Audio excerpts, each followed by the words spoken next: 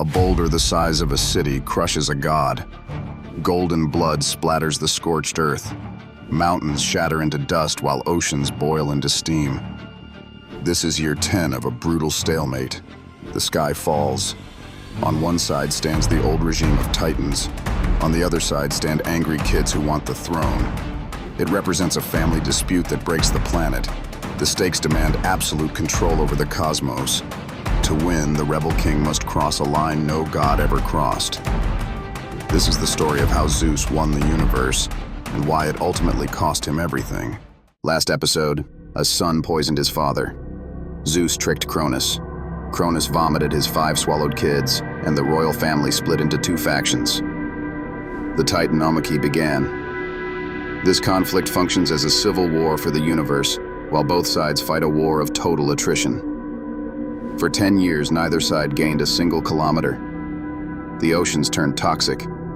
The skies rained ash. The world burned while the immortals fought. Zeus faces a critical tactical problem. The Titans tower as giants. They possess superior combat experience and control the raw resources. They hold the high ground on Mount Othrys. The young gods lose ground daily because brute strength fails against an entrenched enemy. Their attacks bounce off Titan armor, and their battle strategies crumble. So what do you do when brute force fails? You change the rules. The goal today demands absolute clarity. Find a game changer. Secure the ultimate weapon. Execute the coup. Take the crown. The war hits a dead end. 10 years of fighting yields 0 progress, so Zeus reviews his strategy. He realizes a core political truth. A rebel cannot beat an established regime using direct force because a rebel requires alliances. The Titans command superior numbers, meaning Zeus needs heavy artillery. He needs overwhelming firepower to break the enemy lines. Where do you find that kind of power? You look in the dark. He accesses a state secret. Deep underground sits Tartarus. It functions as a maximum security prison that rests exactly 6,000 kilometers beneath the surface. It sits right at the planetary core. It represents the darkest place in existence. The geological pressure crushes solid rock into diamond dust, while the ambient heat melts standard metals instantly.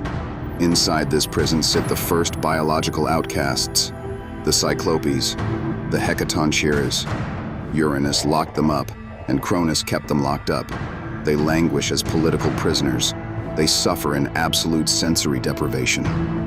Zeus sees an opportunity. He acts as a liberator. Zeus leaves the battlefield. He travels down past the crust of the earth. He navigates the subterranean caverns until he reaches the massive brass gates of Tartarus. He eliminates the prison guards and shatters the iron chains, breaching the vault to stand before the monsters. He offers a direct political deal. He wastes no time on long speeches. Fight for my faction. Destroy my father. You get your freedom. The monsters accept the terms. The alliance secures his advantage. Zeus gains his army. The freed prisoners operate as master engineers. They owe Zeus their lives. They move to the underground forge. They build weapons to break the stalemate. They invent weapons of mass destruction. First, they forge a helmet for Hades. They call it the Helm of Darkness. It deletes the user from visual perception. It absorbs all light, which grants total invisibility. It allows the user to bypass any physical defense without detection. Hades can walk through enemy camps completely unseen. Second, they forge a trident for Poseidon. It acts as a 3-pronged spear. It controls oceanic pressure and manipulates seismic pressure. It triggers 9.0 magnitude earthquakes.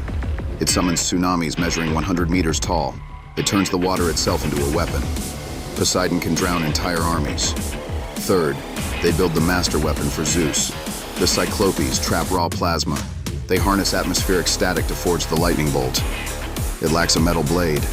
It functions as a concentrated blast of pure energy. It emits heat measuring 30,000 degrees Celsius, matching the surface of the sun. The blast radius covers 500 kilometers. It serves as the nuclear option of the ancient world. Zeus arms his brothers. The young gods return to the surface. They carry the new arsenal. The Titans hold their ground because they expect another day of standard combat. The Titans do not know the rules of the war just changed. The paradigm shifted completely. The final battle starts. The Olympians deploy their new assets. Hades puts on his helmet. He vanishes. He infiltrates the Titan camp, severs their supply lines, and shatters their weapons. He cripples their logistics before the fight even begins. The Titans panic because they fight an enemy they cannot see. They strike at empty air. Poseidon strikes the ground with his trident. The tectonic plates shift. The ground cracks open. Fault lines rupture across the entire battlefield. The Titans lose their footing as the earth swallows their front lines. Mountains collapse into the sea. The geography of Greece changes forever. Then, the Titanomachy step forward. They act as heavy artillery. They possess 100 arms each. They pick up boulders and throw 300 rocks per second. The rocks break the sound barrier. A meteor shower of 5,000-kilogram projectiles hits the Titans. The barrage proves relentless. The Titanomachys reload instantly. Their arms blur with speed. The impact craters resemble lunar strikes. The kinetic energy obliterates the Titan defenses. The Titan lines break. The Titans retreat in total disarray. Zeus steps to the front. He targets the Titan leader, Cronus. He raises the lightning bolt. He fires. The sky ignites. The blast blinds the enemy. The heat melts the rocks into glass. The shockwave flattens the entire battlefield. The explosion vaporizes the surrounding landscape. The Titans fall to their knees. They surrender to the new power. The war ends. The coup succeeds. Zeus claims the throne. He reigns as the new king. But how does a king secure his power to prevent future rebellions? He eliminates the competition entirely. He arrests his uncles. He arrests his aunts. He strips them of their titles. He holds a military tribunal and sentences the Titans to life in prison. He marches them down into the dark. He throws the Titans into Tartarus. He locks the brass doors. The vault seals tightly. Zeus places guards at the gates of Tartarus. He assigns the Titanomachys as the new wardens. He trusts monsters over his own bloodline. Examine the mechanics of this victory. Look at the politics. Zeus executed the exact strategy his father used. Uranus imprisoned his rivals in Tartarus. Cronus imprisoned his rivals in Tartarus. Now Zeus imprisons his rivals in Tartarus. The faces on the throne change, but the prison beneath the throne remains full. The cycle of tyranny continues. Zeus thinks he solved the problem, but did he? No. He actually engineered his next crisis. Trace the logic. Gaia embodies the earth. She mothered the Titans.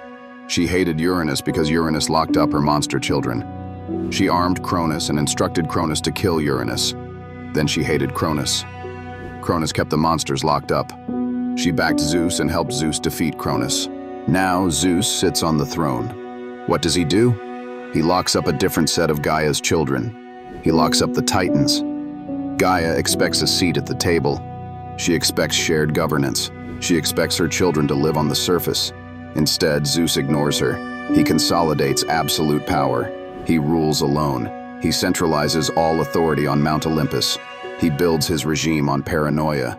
That same paranoia destroyed his father and his grandfather.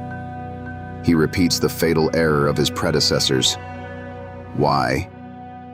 Because he ignores the fundamental law of power in this universe. Oppression guarantees resistance. The cycle resets immediately. Gaia realizes Zeus lacks savior qualities. Zeus acts as a new dictator. He simply wears a different crown. The earth itself turns against the sky. Zeus won the political war, but he lost the support of nature. Gaia decides the current king must fall. She abandons alliances. She abandons politics. She prepares direct revenge. She acts alone. Gaia retreats deep into the Earth's core. She assesses the threat. Zeus wields the lightning bolt. Regular armies fail against him. Standard gods fail against him. How do you destroy a god armed with a nuclear weapon? You create a weapon of mass extinction. She mates with the prison itself.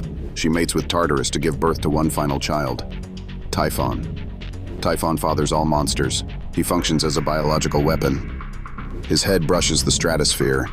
His arms span exactly 5,000 kilometers from east to west. They cover entire continents. He breathes concentrated fire.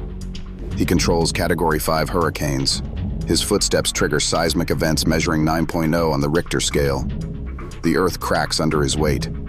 Next time, the ultimate weapon meets the ultimate monster. Zeus fights alone. The new king suffers defeat. He loses his weapons. He loses his tendons. He loses his pride. Will the lightning bolt save the regime? Or will the earth reclaim the throne? Subscribe to witness the fall of the king.